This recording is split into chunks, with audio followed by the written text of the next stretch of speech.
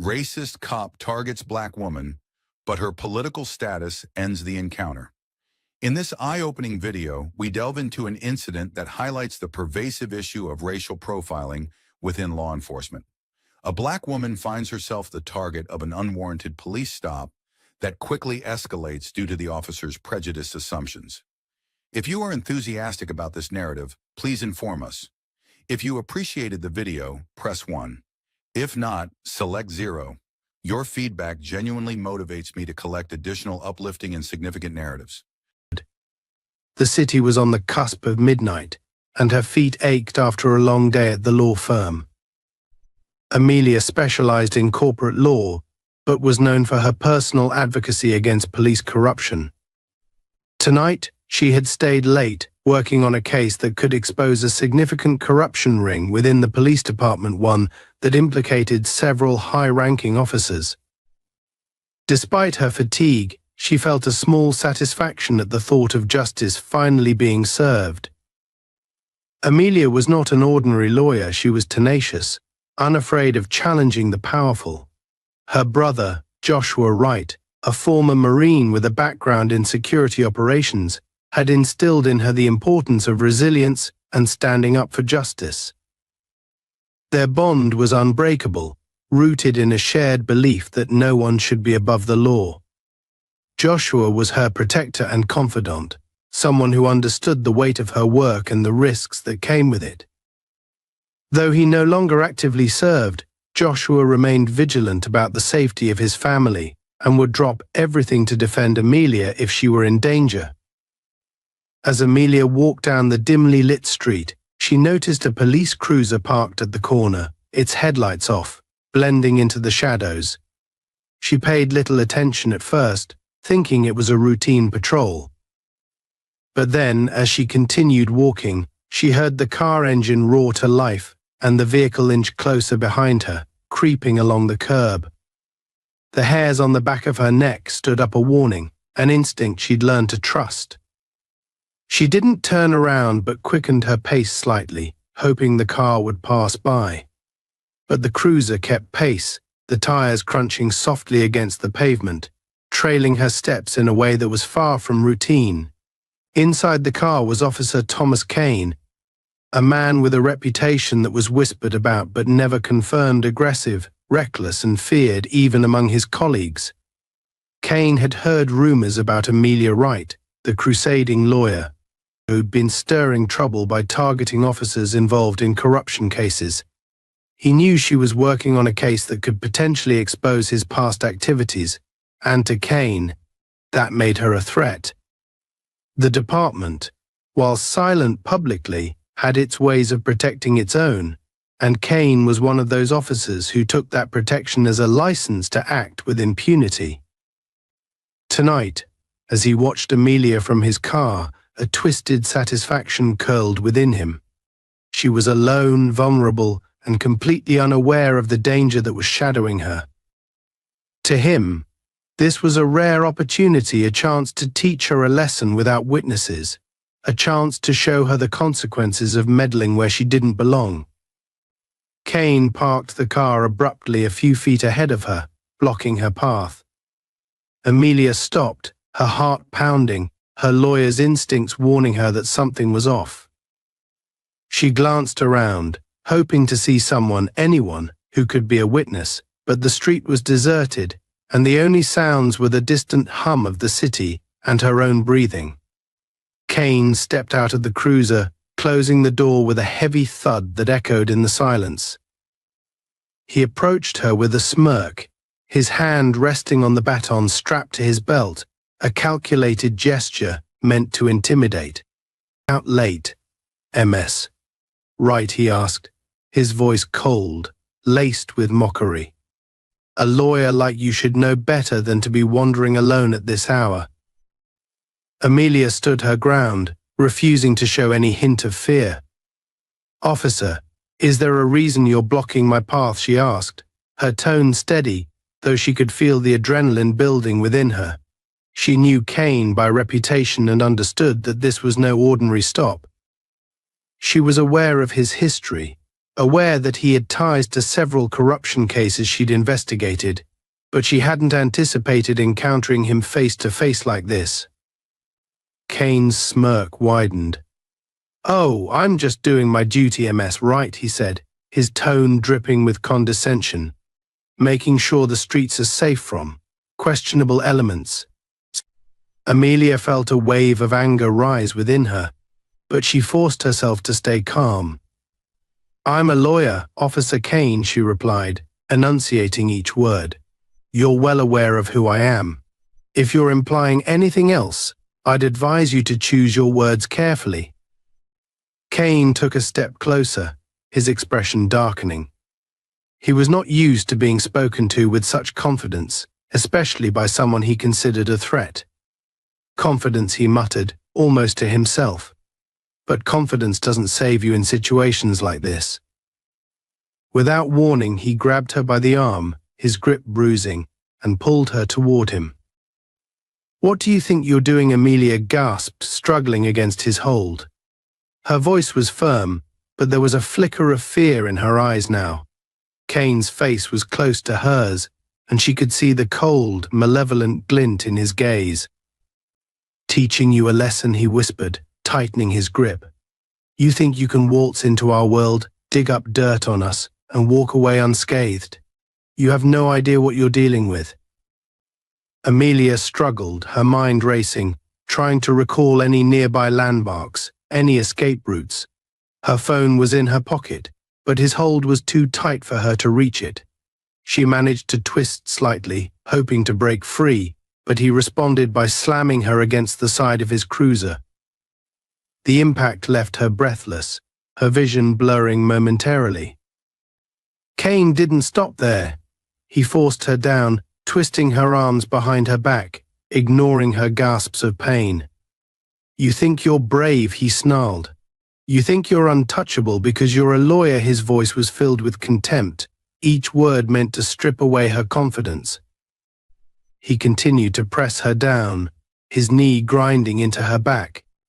Amelia, struggling to breathe, realized that Kane had no intention of letting her go. Her only hope was her brother Joshua. If only she could reach him.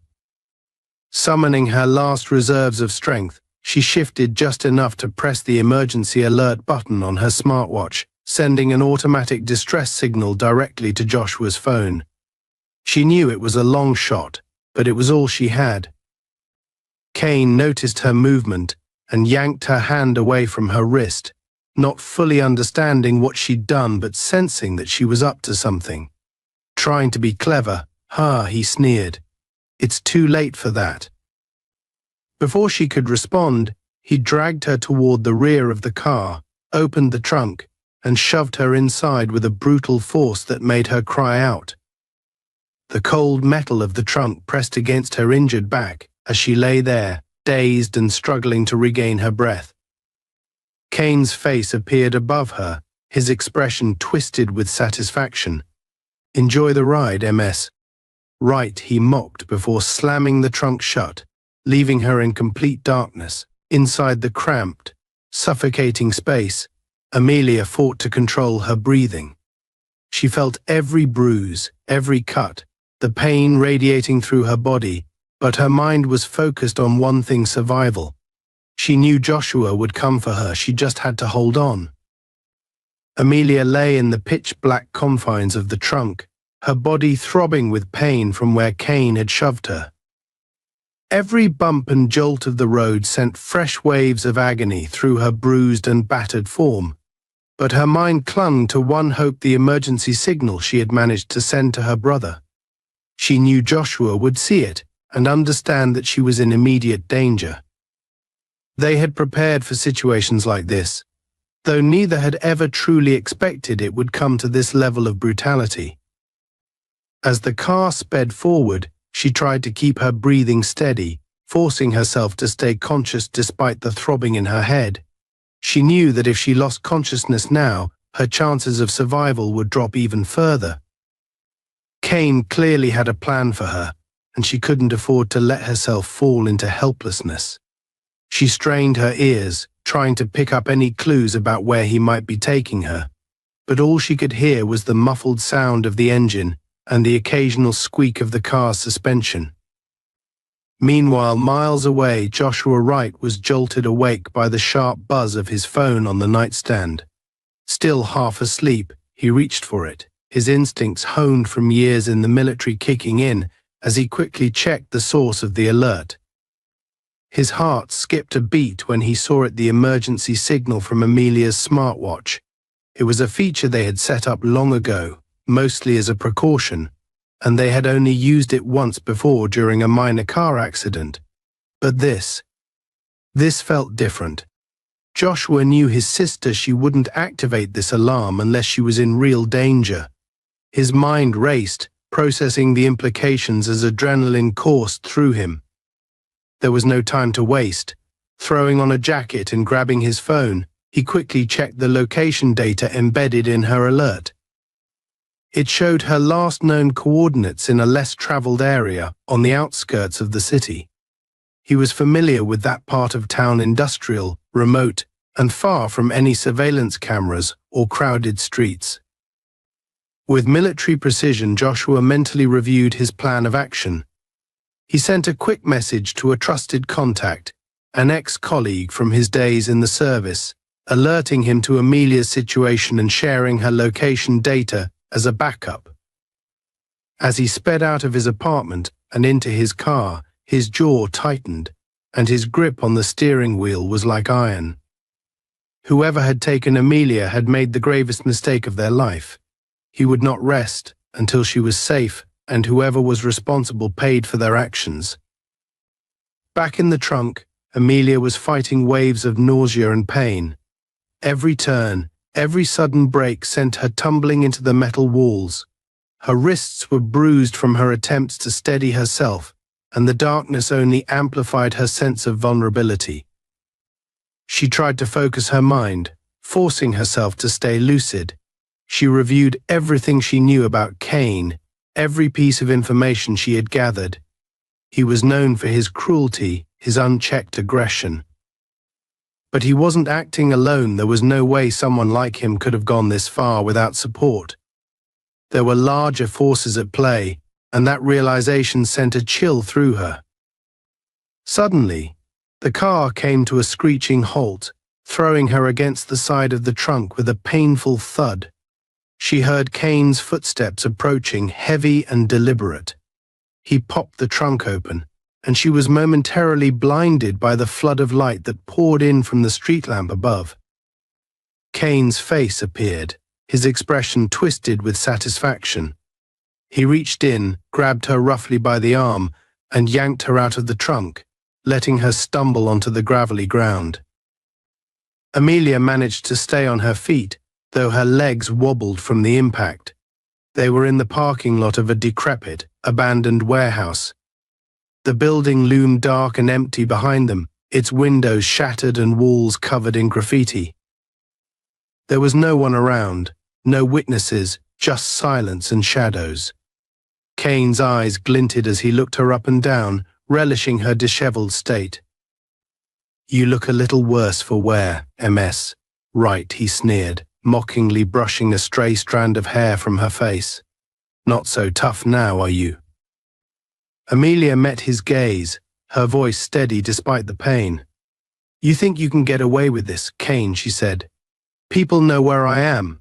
My brother will come for me, and when he does, you'll regret every second of this." Kane laughed, a dark, humorless sound. "Oh, your brother," he taunted. "The ex-Marine hero, right? I've heard all about him. But let's get one thing straight, he's not here, and even if he was, it wouldn't matter. This is between us. You had to go and dig where you didn't belong. Poking around, asking questions, thinking you could bring down a system you don't understand."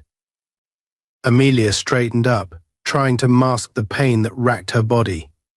"You think you're safe," she replied, voice full of scorn. "You're nothing but a pawn, Kane. Someone's using you, and you're too stupid to see it. When this is over, you'll be the one they throw under the bus." The words hit their mark. Kane's face twisted with anger, and he raised his hand, slapping her hard across the face.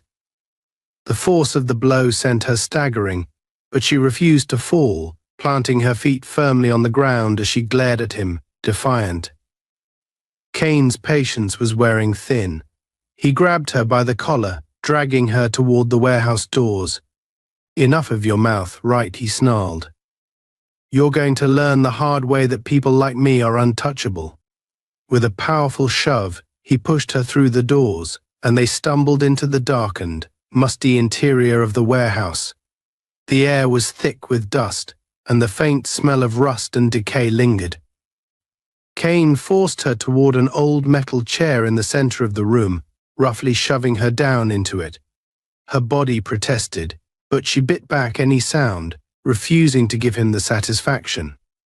Kane took a step back, surveying her as if she were an insect pinned beneath glass. "This is where your little crusade ends," he said, his tone calm and methodical. "You think you're brave, that you're going to expose some grand conspiracy? People like me, we don't get exposed, Amelia. We decide what happens in this city."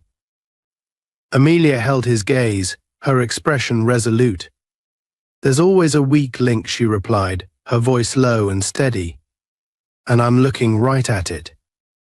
Kane's face contorted with fury, and he struck her again, this time with the back of his hand, sending her head snapping to the side.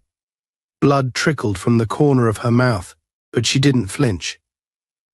Her silence, her refusal to show fear, seemed to unnerve him, making him question whether he truly had control of the situation. As he paced in front of her, Kane's mind raced, trying to find the right words to break her. He leaned close, his voice a venomous whisper. "No one's coming for you. You've pushed too far right. I've covered my tracks, and I'll make sure there's no evidence left of this little encounter. You'll be just another cautionary tale, a reminder of what happens when you cross the wrong people." Amelia's eyes narrowed, a faint smile playing on her lips despite the pain. "You're scared, Kane," she whispered. "You wouldn't be here if you weren't." For a brief moment, uncertainty flickered across his face. But he quickly masked it with anger, grabbing her by the shoulders and shaking her, his control slipping. "I'm not the one who should be scared," he shouted, his voice echoing through the empty warehouse. In that moment, Amelia's smartwatch, still hidden under her sleeve, vibrated slightly, indicating an incoming message from Joshua. It was a barely perceptible signal, but it reminded her that help was on the way. She just needed to hold on a little longer, to keep Kane talking, to buy herself every precious second until her brother arrived. Kane, oblivious to the silent communication, continued his rant. He was so wrapped up in his own fury, his own need for dominance, that he didn't notice the faint glimmer of hope in Amelia's eyes. He thought he had her cornered, isolated, and broken. But in reality, the clock was ticking down on him, and every word he spoke only dug his grave deeper. As he ranted, Amelia kept her eyes on him, watching for weaknesses, studying his movements, preparing herself for the moment when her brother would storm in and the tables would turn.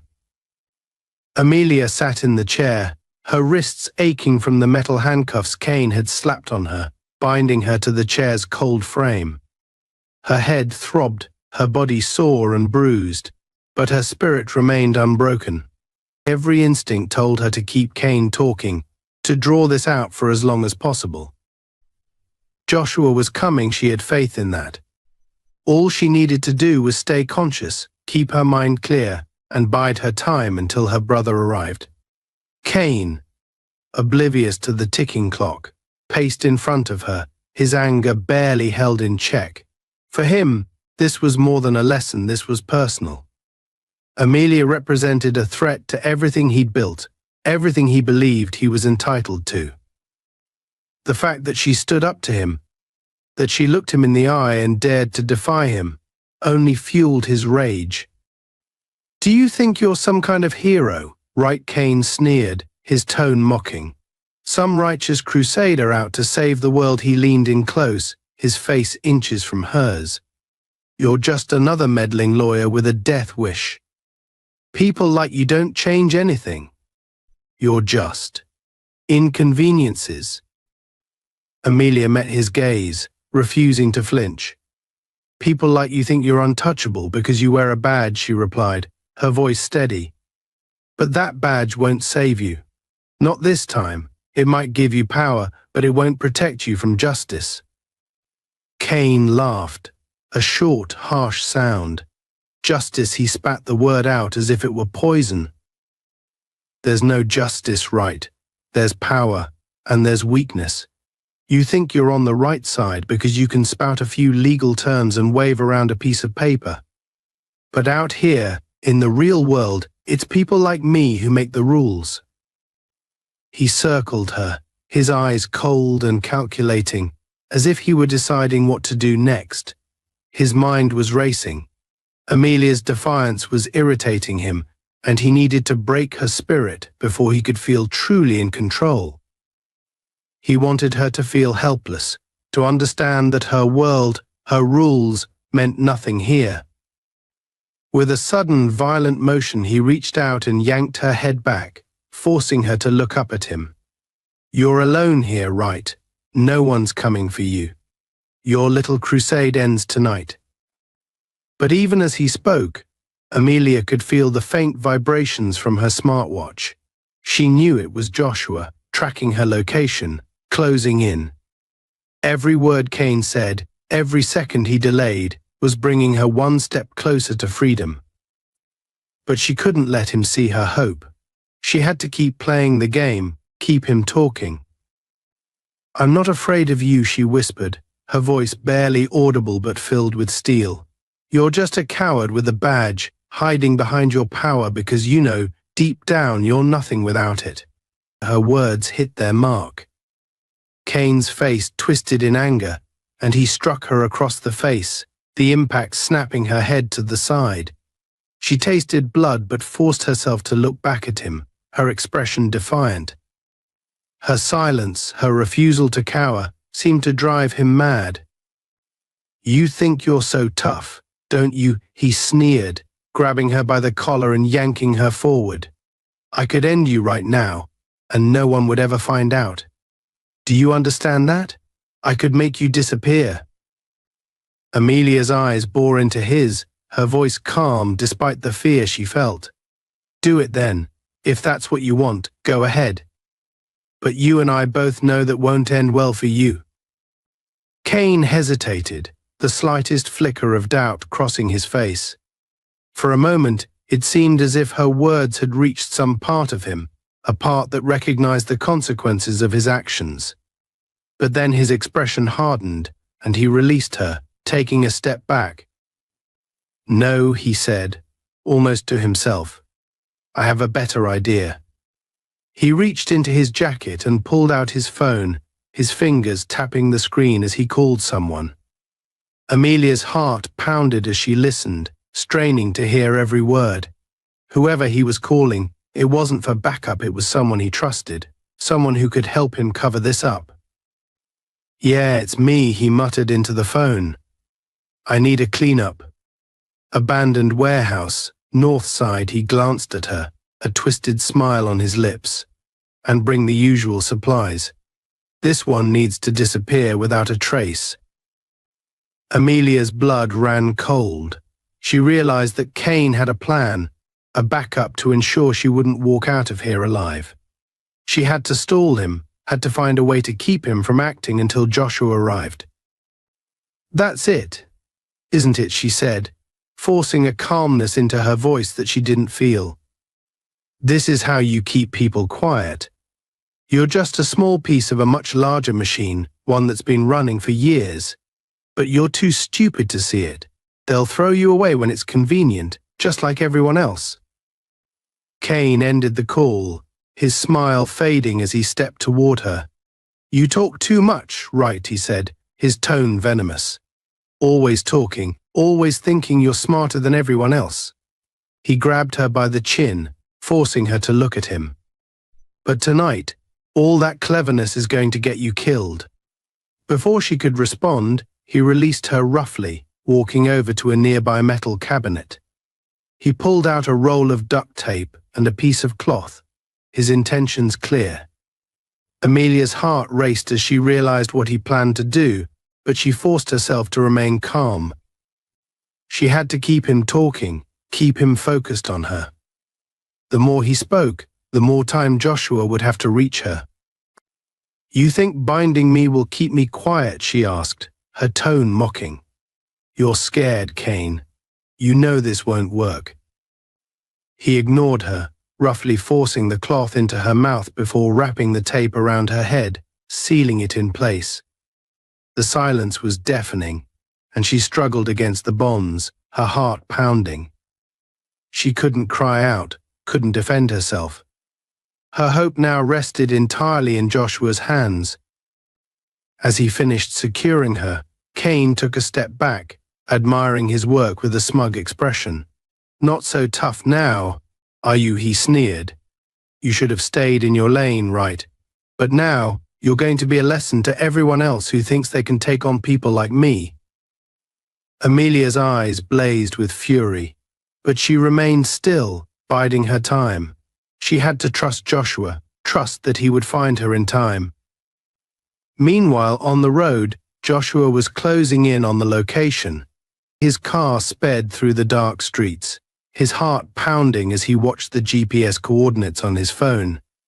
He knew he was close, but there was no way of knowing what condition Amelia would be in when he arrived. His mind raced with memories of their childhood, of the times he'd protected her from bullies and stood by her side during her toughest moments. She was more than his sister, she was his best friend, his family, and he would do anything to protect her. He pulled up to the warehouse, parking his car in the shadows to avoid detection. Stepping out, he took a deep breath, mentally preparing himself for what lay ahead. He knew he couldn't storm in recklessly, he needed to be smart, methodical. He quickly texted his backup contact, confirming his arrival, and began making his way toward the entrance, his movements silent and precise. The warehouse loomed in front of him, its windows dark, its walls scarred by years of neglect. He approached cautiously, slipping through the shadows, his military training kicking in. As he neared the entrance, he heard voices from within, muffled, indistinct, but enough to tell him he was in the right place. He peered through a cracked window, his heart clenching as he spotted Amelia, bound and gagged in the center of the room, her face bruised and pale. Kane stood a few feet away, pacing, his face twisted with anger and satisfaction. Joshua felt a surge of rage, but he forced himself to stay calm. He couldn't afford to make a mistake. Inside, Amelia caught sight of Joshua's silhouette through the window. Relief flooded her, and she felt a renewed strength fill her body. She knew Joshua would have a plan, that he wouldn't let her suffer at Kane's hands any longer. She locked eyes with him for a split second, enough to let him know that she was aware of his presence, and then quickly looked away, not wanting to alert Kane. Kane, oblivious to the new threat, continued his monologue, pacing around her, talking to himself as much as to her. "People like you think you're better than us. You think you're untouchable, above the law. But out here, there is no law. There's only power, and I have it." Joshua moved stealthily around the side of the building, positioning himself near an open door. He could hear Kane's voice, could feel the intensity of his threats, and he knew he needed to act fast. With silent precision, he slipped into the warehouse, staying in the shadows, his movements deliberate and controlled. He crept closer, his eyes fixed on Kane, assessing every detail, every possible weakness. Kane was too wrapped up in his own speech, too confident in his control over Amelia, to notice the silent approach of her brother. Joshua moved behind a stack of crates, his gaze never leaving Kane. And then, in one swift, controlled motion, Joshua stepped out of the shadows, his presence suddenly undeniable. Cain froze, the smug expression on his face melting away as he realized he was no longer alone. "Who the hell?" Cain started, but his voice trailed off as he recognized the man standing before him. "Let her go," Joshua said, his voice cold and deadly. His eyes blazed with fury, but his stance was calm, controlled. He was a man on a mission, a man with a purpose, and nothing would deter him.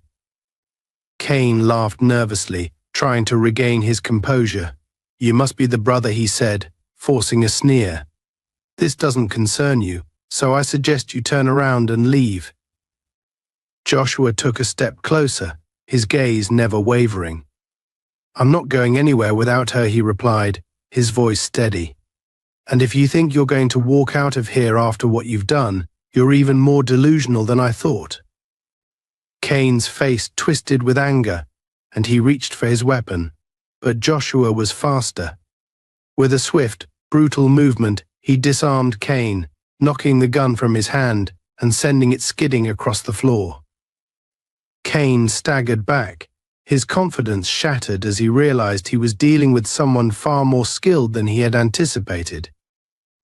Joshua closed the distance between them, his fists clenched, his eyes blazing with righteous fury.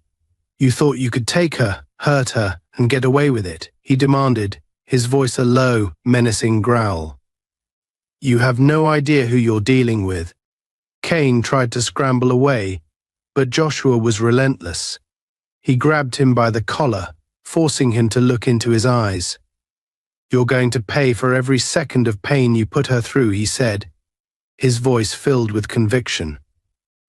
"But first you're going to tell me everything I want to know." He threw Cain to the ground, standing over him like a vengeful shadow. Joshua stood over Cain, his expression hardened, his body radiating an intimidating calmness honed by years of military discipline. Every fiber of his being demanded that he give in to his anger, that he make Cain suffer for every bruise, every cut, every drop of blood his sister had shed. But Joshua was no impulsive brute.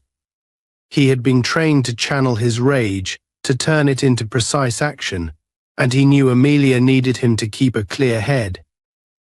Cain lay sprawled on the ground, his confidence shattered, a flicker of fear showing in his eyes for the first time. Gone was the smug, self-assured bully who had dragged Amelia to this dark place. For the first time, Cain realized he wasn't in control, and he could feel the tide of power shifting away from him. Joshua knelt down, grabbing Cain by the collar and forcing him to sit up. He could see Amelia watching them, her gaze full of silent strength despite her injuries. Joshua glanced at her, a look of reassurance in his eyes, before turning his full attention back to Cain. "You're going to tell me everything," Joshua said, his voice a low, dangerous growl. "Who are you working with? Who gave you the order to come after my sister?" Cain struggled, his bravado still flickering, a weak attempt to reassert some semblance of control. You think this is going to save her?" he sneered, though the fear in his eyes betrayed him. "You have no idea who you're dealing with. There are people way above me, people who will make sure both of you disappear if you keep pushing." Joshua tightened his grip, forcing Cain to meet his eyes. "That's not the answer I was looking for," he said, his voice colder than steel. "I'm giving you one chance to tell me what I want to know, or I make sure you understand exactly what it feels like to be powerless." Cain's eyes darted around, desperately searching for an escape, but there was none. He was cornered, with Joshua's unyielding gaze locked onto him. His mind raced, trying to calculate his next move, but he could see no way out. For the first time, he was the one being interrogated, the one without power, and the realization filled him with dread. "Fine," he spat, his voice laced with reluctant defeat.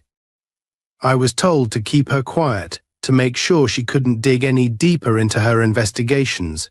There are people in the department, powerful people, who don't like it when lawyers like her start asking questions. They knew she was coming close to something big, something that could bring down a lot of people. Joshua's eyes narrowed, his mind racing as he processed the information. He had suspected that Amelia's work was more dangerous than she let on, but this was confirmation. She had uncovered something massive, something that made people like Kane willing to go to extreme lengths to silence her. Names, Joshua demanded, his voice sharp. I want names, Kane. Kane hesitated, his lips pressed into a thin line. You don't understand, he muttered, almost to himself. They'll kill me if I talk. Joshua's expression darkened, and he tightened his grip on Kane's collar, his voice dripping with controlled menace. You should be more worried about what I'll do if you don't talk. Kane swallowed hard, his eyes flickering to Amelia, as if hoping she might intervene. But Amelia only watched him with cold detachment, her bruised face a testament to his cruelty. She wasn't going to save him. He was on his own. Fine, he muttered, his voice barely above a whisper. There's a network. Officers, officials, people high up in the department. They cover each other's tracks, make sure no one gets caught. They call themselves the Shield. They handle problems. Like your sister. Joshua's expression remained impassive, but his mind raced, absorbing every word. He had heard rumors of corruption in the department, whispers of an organized group that operated beyond the law, but he had never realized it ran this deep. Who's in charge? He demanded, his voice steady. Kane hesitated, fear etched into his features. He looked away, refusing to meet Joshua's gaze. I don't know, he muttered. I've never met them. I only get my orders from a contact, Officer Benson. He's the one who told me to handle this, to make sure she couldn't go any further. Joshua's jaw tightened. Benson. He had heard the name before, an officer with a clean record on paper, but a reputation for taking on special assignments if Benson was involved. This went all the way up the chain of command. You're going to take us to Benson, Joshua said, his tone final. And you're going to tell him exactly what you told me. Kane's eyes widened, a look of horror crossing his face. Are you insane? He'll kill me. He'll kill all of us. Joshua released his grip, letting Kane slump back to the ground. That's not my problem. You made this mess, and now you're going to clean it up. Kane sat there, breathing heavily, his mind racing. He knew he had no choice. Joshua's gaze left no room for negotiation. With a reluctant nod, he pushed himself to his feet, his body trembling as he realized the full weight of his situation. Joshua turned to Amelia, his expression softening as he looked at her. Are you okay? He asked, his voice gentle. Amelia nodded, though her face was pale and her movements were slow. I'll be fine, she said, her voice steady. Let's end this. An hour later, Joshua, Amelia, and Kane were en route to a remote meeting point where Officer Benson was expected to rendezvous with Kane. They drove in silence, the atmosphere tense, thick with unspoken fears and unresolved tension. Kane sat in the front passenger seat, his hands bound, while Amelia and Joshua sat in the back. She had insisted on coming along, despite her injuries, her resolve unshaken. Joshua wanted to protect her, to keep her away from the danger, but he knew better than to argue. Amelia was a fighter, and she wasn't about to back down now. As they neared the meeting point, an abandoned lot on the outskirts of the city, Joshua turned to Kane, his voice cold and steady. You're going to do exactly as I say. One wrong move, and I'll make sure this ends for you right here. Kane nodded, fear evident in his eyes. He knew he had no leverage, no chance of escape. The only option was compliance. Joshua pulled the car to a stop, scanning the area for any signs of ambush. The lot was desolate, surrounded by the crumbling remnants of old warehouses and overgrown weeds. It was the perfect place for a clandestine meeting, far from prying eyes. As they waited, a single set of headlights appeared in the distance, illuminating the darkness as they approached. Joshua's grip tightened on the steering wheel, his senses alert, every instinct on edge. This was it, the moment of truth. The car pulled up beside them, and a figure stepped out, silhouetted by the headlights. It was Officer Benson, his face obscured by shadows, but his posture radiating confidence. He looked over at Kane, a smirk playing on his lips. "Kane," Benson said, his tone casual but with an edge of menace. "I wasn't expecting you to bring company." Kane swallowed hard, glancing nervously at Joshua and Amelia. He knew he was walking a thin line, that one wrong word could seal his fate. He forced himself to stay calm, to play the part Joshua had told him to. "Things got complicated," Kane said, his voice shaky. "The lawyer. She's tougher than we thought.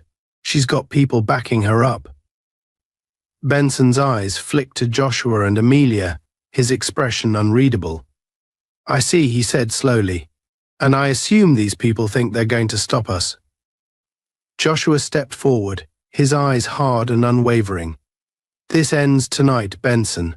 We know everything about the Shield, about your operations, about every dirty move you've made to protect yourself." Benson laughed, a cold, hollow sound that echoed across the empty lot.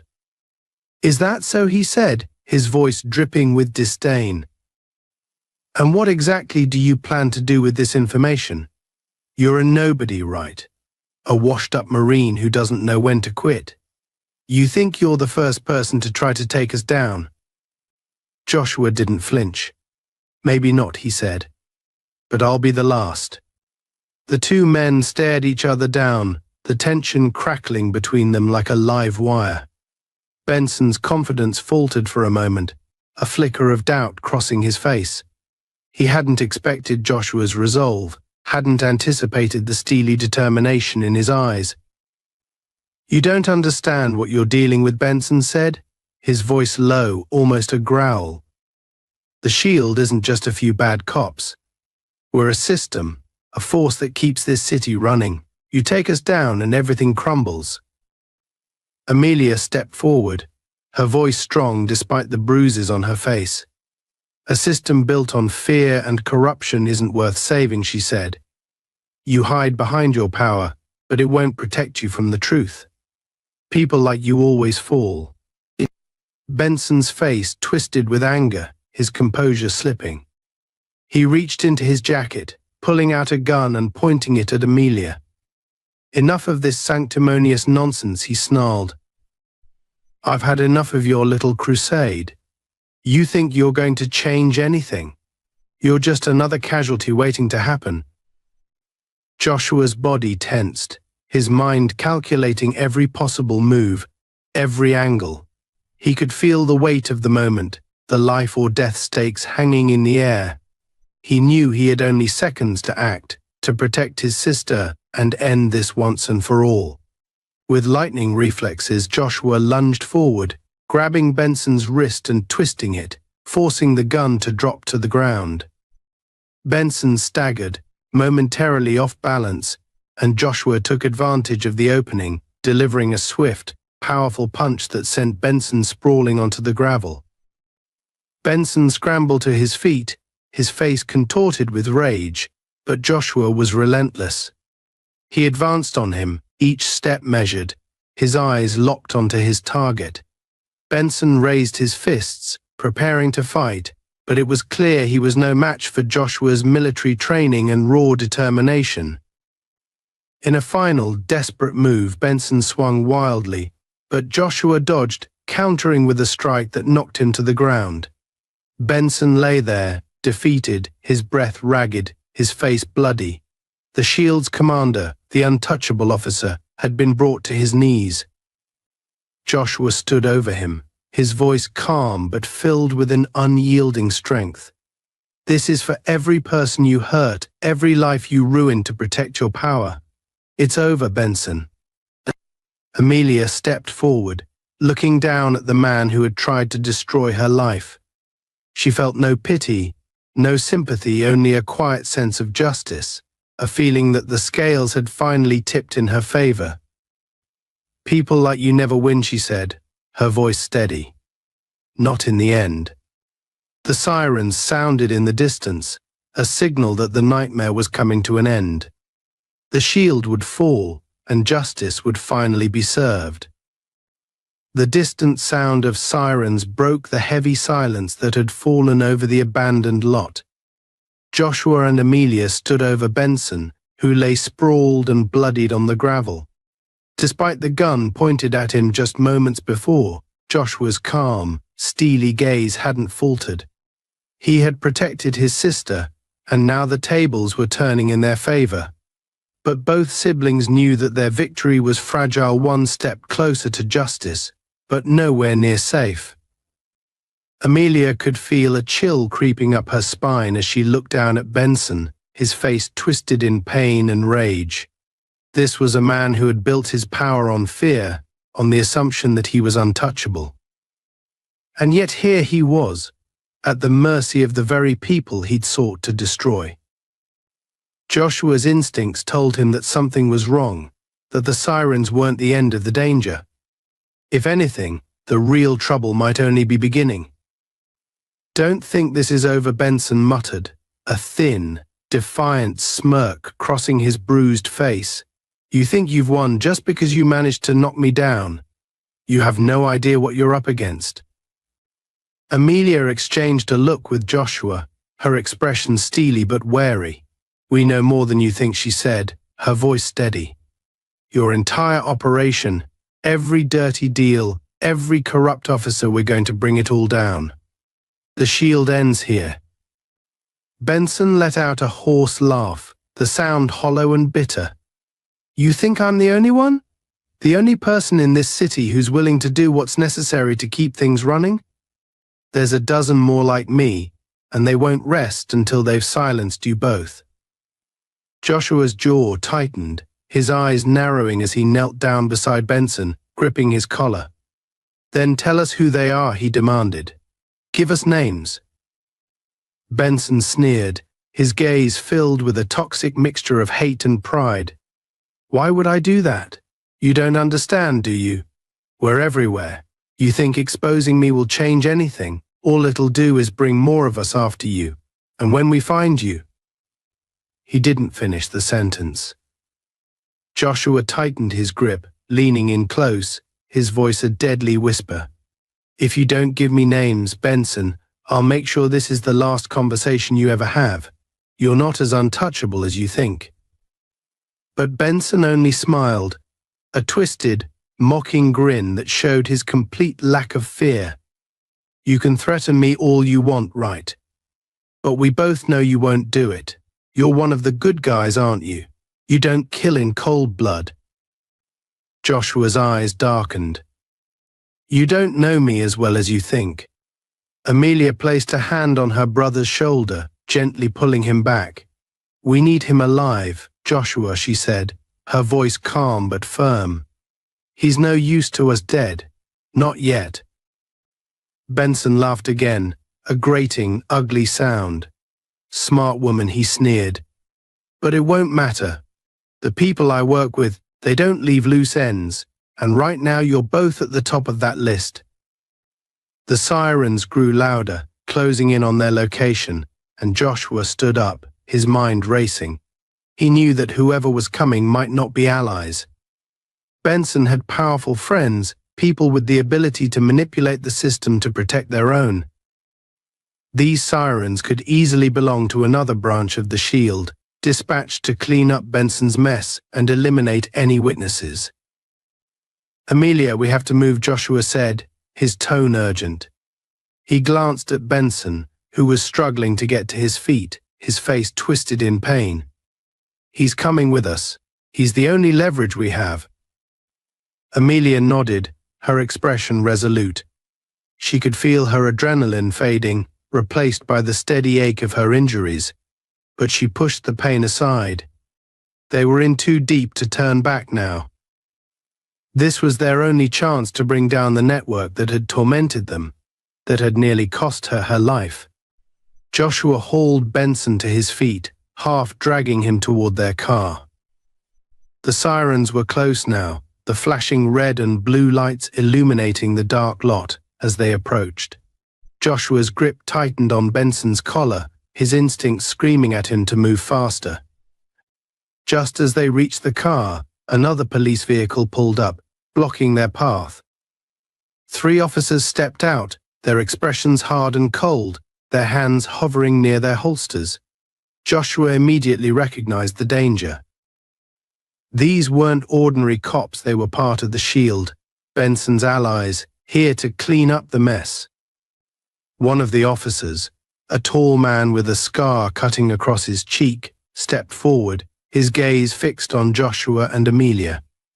"Step away from the car," he ordered, his voice steady and authoritative, "and let Benson go. This doesn't have to get messy." Joshua squared his shoulders, positioning himself between Amelia and the officers. "I don't think so," he replied, his voice firm. "Benson's coming with us. He has information that we're going to make very public." The officer with the scar chuckled, shaking his head. "You really don't get it, do you? Benson's not going anywhere with you. This is the end of the line, right?" Amelia felt a chill run through her as the 3 officers closed in, their hands inching toward their guns. She knew that they were outnumbered and outgunned, but she also knew that Joshua wouldn't back down. They had come too far to give up now. Joshua's gaze didn't waver as he addressed the officers. "If you pull those guns, you'd better be ready to use them," he warned, "because I don't plan on going down easy." The standoff was tense, the air thick with the threat of violence. For a moment, neither side moved, each waiting for the other to make the first move. Amelia's heart pounded in her chest, her mind racing as she calculated their options. She could see the cold determination in the eyes of the officers, the unwavering loyalty they held to the Shield, and their own twisted sense of justice. And then, without warning, the officer with the scar drew his gun, pointing it directly at Joshua. "Enough games," he said, his voice deadly. "Hand over Benson, or I'll put you both down right here." Joshua didn't flinch, his gaze locked on the officer, his mind working rapidly. He could see that the situation was escalating fast, and he knew they had only seconds to act. He glanced at Amelia, a silent message passing between them, a shared understanding born from years of facing challenges together. In a flash, Joshua lunged forward, grabbing Benson and using him as a shield, positioning him between himself and the officers. Benson let out a strangled cry, his body twisting as Joshua held him firmly, using him as leverage. "Stand down," Joshua barked, his voice echoing across the lot. "If you want him, you'll have to go through me first." The officers hesitated, their guns trained on him, uncertainty flickering in their eyes. They hadn't anticipated this move, hadn't expected that Joshua would be willing to put Benson in harm's way. It was a calculated risk, a gamble that forced them to reconsider their approach. The officer with the scar lowered his weapon slightly, his expression conflicted. He knew that if he fired, he could hit Benson, and that would complicate things for everyone involved. But his hesitation only lasted a moment. He straightened, his resolve hardening as he spoke. "Fine," he said coldly. "If you're so eager to play hero, then you can die with him." Before Joshua could react, the officer gave a subtle nod to his partners, who immediately took aim. Joshua's grip on Benson tightened, and he felt a surge of adrenaline as he realized that they were about to face an all-out assault. But just as the officers prepared to fire, the blinding beams of headlights flooded the lot as another car roared into view. The screech of tires cut through the tension, drawing everyone's attention. The officers turned, momentarily distracted, and Joshua seized the opportunity. He released Benson and tackled Amelia, pulling her down behind the cover of their car just as gunshots rang out. The officers, startled by the unexpected arrival, scrambled to take cover, their focus momentarily diverted from Joshua and Amelia. Amelia glanced at Joshua, her face pale but determined.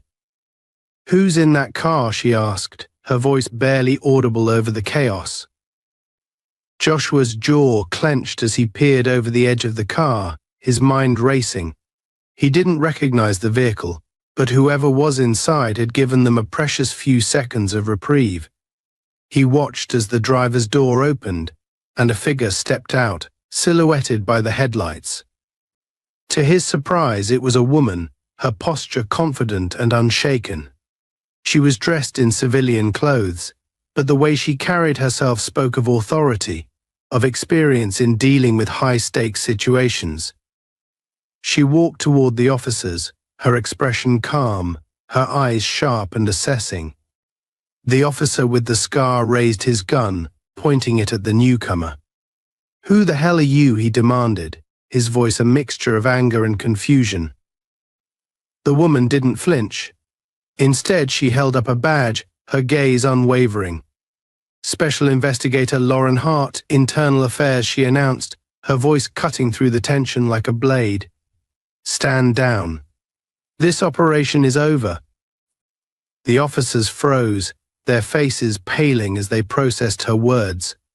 Internal Affairs was the last thing they had expected, the one force within the department that held authority over them. The woman's badge was a powerful symbol, a reminder that even the shield was not immune to scrutiny. Joshua felt a surge of relief as he realized that they had an ally, someone who might be able to help them bring down Benson and the corrupt officers who had nearly killed them. The officer with the scar hesitated, his grip on his gun tightening as he glanced at his partners. They were outnumbered, outmatched, and he knew that if they resisted, they would be facing more than just Joshua and Amelia. They would be facing the full weight of Internal Affairs. Reluctantly, he lowered his gun, signaling for his partners to do the same. The tension in the air slowly dissipated, replaced by a sense of grim finality. Investigator Hart walked over to Joshua and Amelia, her expression unreadable. "You two have caused quite a stir," she said, a hint of admiration in her voice. "But you're not out of the woods yet. There are a lot of people who want to see this buried, and they won't go down without a fight." Joshua nodded, his eyes hard. "We're ready for whatever comes next." Hart looked at him, a faint smile playing on her lips. "Good. Because things are about to get a lot more complicated." Investigator Lauren Hart's unexpected arrival felt like a breath of fresh air amidst the stifling tension. As the Internal Affairs agent holstered her badge and motioned for the SHIELD officers to step back, Joshua and Amelia could feel a slight shift, a momentary opening, a chance to finally expose Benson's web of corruption and hold his accomplices accountable. But despite this seeming relief, Joshua's instincts told him the danger was far from over. Benson was already calculating, his eyes darting between Hart, the SHIELD officers, and Joshua and Amelia. They all knew that once Internal Affairs was involved, Benson and his SHIELD allies faced exposure that couldn't be easily covered up. Special Investigator Hart Benson sneered, forcing a cold smile. "How very timely of you. But I hope you understand that you're making a serious mistake interfering in an ongoing operation." Hart's gaze was unyielding, her calm demeanor underscored by an air of authority that made it clear she wasn't easily intimidated. "Ongoing operation," she said, raising an eyebrow. "Is that what you call kidnapping and assault now, Officer Benson? Because I call it a felony." Benson chuckled darkly, feigning confidence. "You don't understand the full scope of what's happening here, investigator. This isn't a simple case of right and wrong. There are bigger interests at play, and I'd be very careful about sticking your nose in places it doesn't belong. Hart's lips curled into a slight smile, undeterred. I've heard that line 100 times, Benson. It never ends well for the people who say it. As Hart's attention shifted briefly to the other officers, Benson seized his chance. In a swift, practiced movement, he reached inside his jacket and drew a concealed gun, pointing it directly at Hart. Joshua's body tensed, his instincts screaming at him to act, but he knew that one wrong move could spell disaster for them all. Hart, however, remained calm, her gaze meeting Benson's without a hint of fear. "Put the gun down, Benson," she said firmly. "This is over. Don't make it worse." But Benson's face twisted in rage. A man backed into a corner with no escape. "No, you don't get it," he spat. "I've spent years building this, protecting this system. You think you can just waltz in here and tear it all down? Not a chance." Joshua's voice cut through the silence, steady and unyielding. "Your system was built on lies, Benson. You've hurt countless people, ruined lives, and called it protection. This ends tonight." For a moment, Benson seemed to waver, the cold reality of his situation flickering in his eyes. But then his gaze hardened, and he turned the gun toward Amelia, his expression darkening. "If I'm going down, she's coming with me." Time seemed to slow. Joshua's muscles coiled, ready to spring, but he knew he needed to stay calm. Any sudden movement could push Benson to pull the trigger. Hart, her hand hovering near her own weapon, was equally still, her eyes tracking Benson's every move. "Let her go." "Benson," Joshua said, his voice a low, deadly whisper. "You don't want to do this." Benson sneered, his grip on the gun tightening. "You're wrong, right? I don't just want to do this. I need to do this." In that instant, as Benson's finger began to tighten on the trigger, Joshua acted. He lunged forward, closing the distance between them with lightning speed, and grabbed Benson's wrist, twisting it with brutal force. Benson cried out, his grip loosening as the gun slipped from his hand and clattered to the ground. But Benson wasn't done fighting. With a snarl, he threw a wild punch, catching Joshua in the side. Joshua staggered but quickly regained his balance, blocking Benson's next swing and countering with a powerful strike to his jaw. Benson stumbled back, his confidence shattered as he realized that his power, his control over this situation was slipping through his fingers. Hart moved in, her gun now trained on Benson, her voice calm but commanding. "It's over, Benson. Hands behind your head now."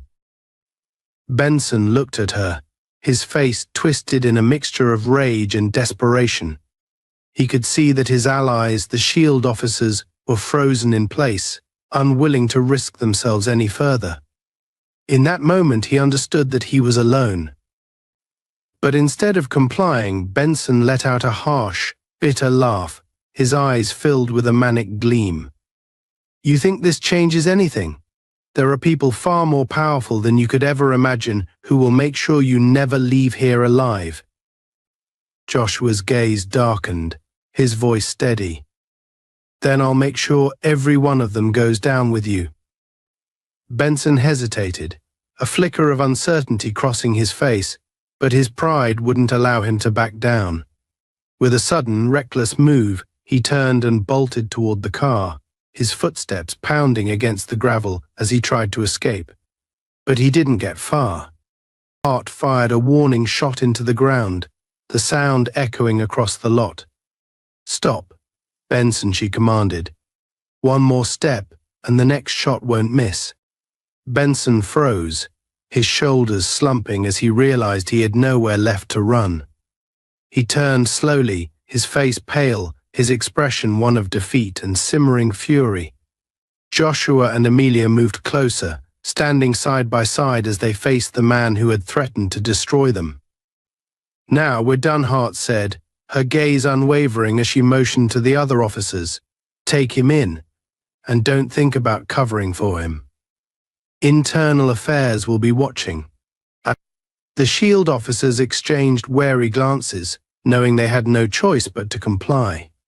One by one they stepped forward, placing Benson in cuffs and leading him toward their vehicle. He struggled briefly, but it was clear that his fight was over. As Benson was led away, Amelia exhaled, the weight of the past few hours settling heavily on her. She turned to Joshua, a look of gratitude and relief in her eyes. "We did it," she said softly, her voice barely above a whisper. "It's finally over." Over. Joshua nodded, his gaze warm as he wrapped an arm around her shoulders, steadying her. "We did," he replied. "But this is only the beginning. There's still work to do." Art approached them, her expression unreadable as she looked between the siblings. "You two just took down one of the most corrupt officers in the department," she said. "But you've stirred up a hornet's nest.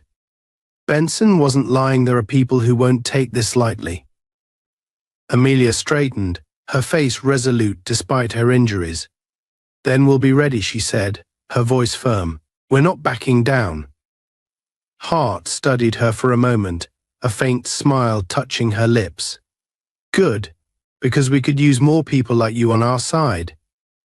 She turned, signaling to her team to secure the scene, leaving Joshua and Amelia alone in the fading glow of the headlights. The weight of what they had accomplished began to sink in, the realization that they had struck a blow against a powerful network of corruption, a network that wouldn't go down without a fight. Joshua's gaze softened as he looked at his sister, pride and admiration evident in his eyes. "You did well, Amelia," he said quietly. "You never gave up." Amelia managed a small smile, exhaustion evident in her features. "I learned from the best," she replied, leaning against him as they walked toward the car. Despite the victory, she knew that the battle was far from over. There would be repercussions, threats they hadn't yet seen. But for now, she allowed herself a moment of peace, a brief respite in the knowledge that they had survived, that justice, however fragile, had prevailed. And as they drove away from the dark, empty lot, leaving the echoes of the night behind them, Amelia knew that she and Joshua would face whatever came next together. The shield had fallen, but the fight for justice had only just begun. Days had passed since that fateful night, yet the echoes of the encounter lingered in Amelia and Joshua's lives like shadows that refused to disappear. The case against Officer Benson and his network, known as the SHIELD, had gained media attention, and the Internal Affairs Division had begun a sweeping investigation into their illegal activities. For the first time, light was finally shining on the dark corners of the police department, exposing corruption that had gone unchecked for years. Amelia sat at her office desk, scrolling through the news headlines that blazed across her computer screen. Articles were filled with reports about Benson's arrest, the criminal network of officers that had been under his influence, and the growing demands for reform. People were speaking out, not just in her city but across the country, inspired by her story to demand accountability. Her office door creaked open, and Joshua entered, a warm but tired smile on his face. "I figured I'd find you here," he said, taking a seat across from her. "How are you holding up?" Amelia leaned back, a hint of a smile playing at her lips. "It's surreal," she admitted, "seeing everything we fought for finally come to light. There were times I thought we'd never make it out alive." Joshua nodded, his expression solemn. "We were lucky. But luck only gets you so far." He looked down, the weight of their victory tempered by the knowledge of what they'd lost along the way, the trust in a system that was supposed to protect them, the sense of safety that had been shattered. Amelia placed a hand over his, her voice gentle. "We did what we had to, Joshua. If we hadn't, Benson and his network would still be out there, hurting people." He looked up, meeting her gaze. I know. And I'm proud of us, Amelia. You especially. You were willing to stand up, even when the odds were against you. That takes courage. For a moment they sat in silence, a quiet understanding passing between them. This journey had changed them both, leaving scars that would take time to heal. But they had also grown stronger, more determined, united by a shared purpose that had only intensified. Amelia looked out the window, watching the city bustle with life below. Do you think this will change anything, she asked quietly? Or will they just replace Benson with someone else, someone willing to play the same game? Joshua followed her gaze, his face thoughtful. Change doesn't come overnight, he said, his tone steady. But we've cracked the foundation. We've shown people that the system isn't untouchable, and maybe that's enough to start something real. Just then, Amelia's phone buzzed. She glanced at the screen and saw it was a message from Investigator Hart. She opened it, reading the brief but impactful words. Preliminary charges against all involved. Benson talking. Keep fighting. Iowa has your back. A wave of relief washed over her. The Internal Affairs Division was going to push forward with the case.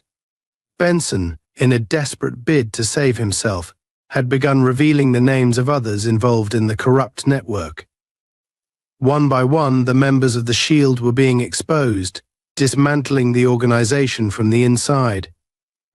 Good news, Joshua asked, noticing her smile. Amelia nodded. Benson's cooperating. Iowa is going after everyone involved. This might actually be the end for the Shield. Joshua's expression softened, a look of quiet satisfaction crossing his face. Then we did it. We actually did it. They sat in shared silence, letting the victory sink in, allowing themselves to feel the weight of what they had accomplished. The road ahead would still be difficult, and the wounds they had endured would take time to heal. But for now, they could finally breathe, finally feel a sense of peace they hadn't known in months. Amelia looked at Joshua, a new determination in her eyes. I'm not done, you know, she said. There are still people out there who need someone to stand up for them. Someone who won't be silenced.